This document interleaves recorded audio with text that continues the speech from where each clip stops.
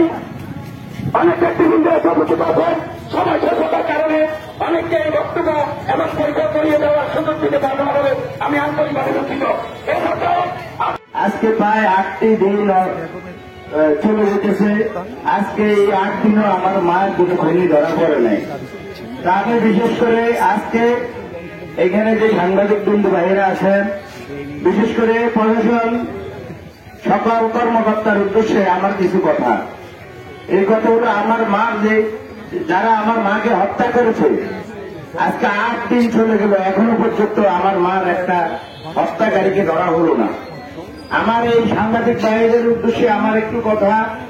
আপনারা, আমি আমার মায়ের সন্তান হিসেবে আমার মায়ের প্রকৃত যে খুনি, সঠিক তদন্তের মাধ্যমে ওই খুনিকে যেন ধরে সর্বস্ব শাস্তি যেন সে পায়, যেন অন্য সন্তানেরা যেন অন্যরা যেন এরকম আমার মতো মা না হারা। আমি আপনাদের কাছে আরো কিছু কথা নিয়ে, আমি আসলে শারীরিকভাবে অনেক অসুস্থ, তো আমি আপনাদের কাছে আমার একটাই দাবি, আমার মায়ের যারা আমার মাকে খুন করেছে, আমি সর্বোচ্চ শাস্তি আপনাদের মাধ্যমে, প্রশাসনের মাধ্যমে যেন সঠিক খুনিকে ধরতে পারে। আমরা সকলে সহযোগিতা, আপনারা সহযোগিতা করবেন, প্রশাসনের সহযোগিতা করবে যেন আমার মায়ের খুনিকে যেন আমরা ধরতে পারি। আর বিশেষ করে আমি আপনাদের কাছে আমার একটা দাবি, আমার ফ্যামিলির পাশে আপনারা ছিলেন, তারপরে এটা আমার আত্মবিশ্বাস আছে। আমার বর্তমান ফ্যামিলির অবস্থা খুবই খারাপ, কেন এখনো পর্যন্ত আমি আমার নিরাপত্তাহীনতা ভুগতেছি। আমি আসলে কথা বলতে পারতেছি না যে আমি অনেক নিরাপত্তাহীন ভুগতেছি। আমি প্রশাসনের কাছে আপনাদের মাধ্যমে আমার নিরাপত্তা চাই। আর বিশেষ করে আসলে অনেকে এই গাড়ি অনেক জ্যাম হয়ে গেছে। আসলে আজকে আমি এটার জন্য অনেক দুঃখ প্রকাশ করি যে অনেক হয়তো কষ্ট হইতেছে। আমি আমার বক্তব্য শেষ করে দিতেছি। আমার একটাই কথা, অনেকে অনেক ধরনের কথা বলে, অনেকে অনেক কিছু বলে, কিন্তু আমার কথা হলো, যারা আমার ফ্যামিলিকে নিয়ে বা অন্যদেরকে নিয়ে, আমি একটি কথা প্রথম দিকে বলছি আমাদের এসপি মহোদয়ের সামনে, যে সঠিক তদন্তের মাধ্যমে যেন সঠিক দোষী যেন সাব্যস্ত হয়, সেই যেন শাস্তি পায়। আমার মায়ের মৃত্যুর কোন নিরীহ ফ্যামিলির উপরে যেন কোন ঝামেলা না যায়, এটা আমি প্রথম দিকে বলছি। যে সত্যিকারী খুনি সে যেন শাস্তি পায়, সে যেন এই শাস্তির থেকে যেন আর কোন মায়ের জীবন দিতে না হয়। আমি সর্বোচ্চ সহযোগিতা আপনাদের থেকে পাইতেছি। আর ওই সহযোগিতা আমি আমার ফ্যামিলির পক্ষ থেকে আমি আশা করি যেন আমার মায়ের খুনিকে যেন ধরতে পারি। সবাই আমরা আমার মায়ের খুনিকে ধরতে যত সহযোগিতা সবাই করবেন। আর আমি আমার সংযুক্ত বক্তব্য এখানে শেষ করলাম। আসসালামু আলাইকুম। গত বৃহস্পতিবার ছাত্র এবং নিহত হওয়ার পর ইন্টেলিজেন্স ব্রাঞ্চে আমরা দেখছি অনেক সদস্য এখানে আসছেন এবং পুলিশ, তারপরে র্যাব, সিবিআই, তারপরে গোয়েন্দা সংস্থার যে সমস্ত ইয়েগুলো আছে, প্রত্যেকটা আসছে, ডিবি আসছে। সন্তান আমাদেরপুর গ্রামের কৃতি সন্তান শহীদুল্লাহ মাওলানার বাতিজি, অতএব আমরা সবাই চিনি জানি। এবং এই বাড়িটা একটা ঐতিহ্য বাড়ি, এই বাড়ির মহিলা কোনো খারাপ হইতে পারে না।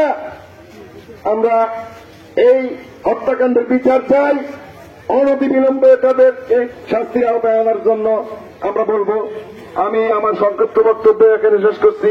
আসসালামু আলাইকুম রহমতুল্লাহ বারাকাতুহু। এই হত্যার 1 সপ্তাহ পেরিয়ে গেল, আমাদের প্রশাসন অন্তর্বর্তী পর্যন্ত প্রকৃত খুনিকে গ্রেপ্তার করতে ব্যর্থ হয়েছে। প্রশাসনকে বলবো, অনতিবিলম্বে আপনারা হত্যাকারীকে গ্রেপ্তার করুন, নয়তো আমরা বৃহত্তম আন্দোলন নিয়ে আমাদের রাজপথে আমরা যেতে বাধ্য হব। এই এলাকাবাসী, আপনাদের এলাকার সন্তান সোহেলকে আপনাদের হাতে উঠিয়ে দিয়ে গেলাম। তার বিরুদ্ধে, তার পিছনে অনেক শত্রু আছে, তাকে দেখে রাখবেন। আমরা আশঙ্কা করছি যে কোনো মুহূর্তে তার ক্ষতি হতে পারে। অতএব প্রশাসনকে বলবো তার নিরাপত্তার দায়িত্ব আপনারা নেওয়ার জন্য আপনাদেরকে বিশেষভাবে আহ্বান করছি। সকলকে ধন্যবাদ। আসসালামু আলাইকুম। আমার মা কবরে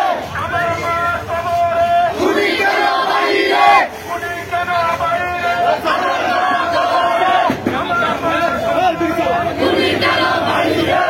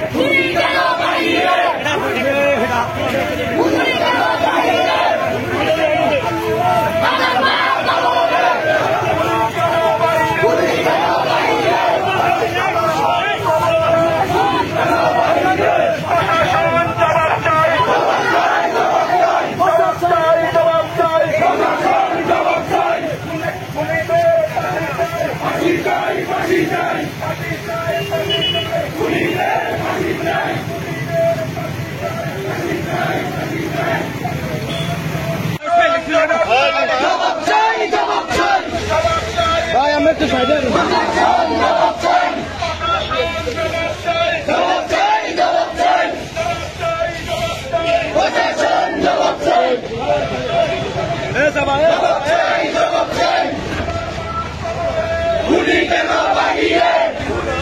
আসসালামু আলাইকুম ওয়া রাহমাতুল্লাহি ওয়া বারাকাতুহু। এখানে বক্তব্যের কোনো বিষয় নেই। আপনারা জানেন বিগত 25 তারিখে যে হত্যাকাণ্ড হয়েছে, আমরা এর প্রতিবাদের বাসা হারিয়ে ফেলছি। প্রশাসনকে আমরা বলবো অতি অনতিবিলম্বে এর দোষী ব্যক্তিদেরকে আইনের আওতায় এনে এদের দৃষ্টান্তমূলক শাস্তি প্রদানের জন্য আমরা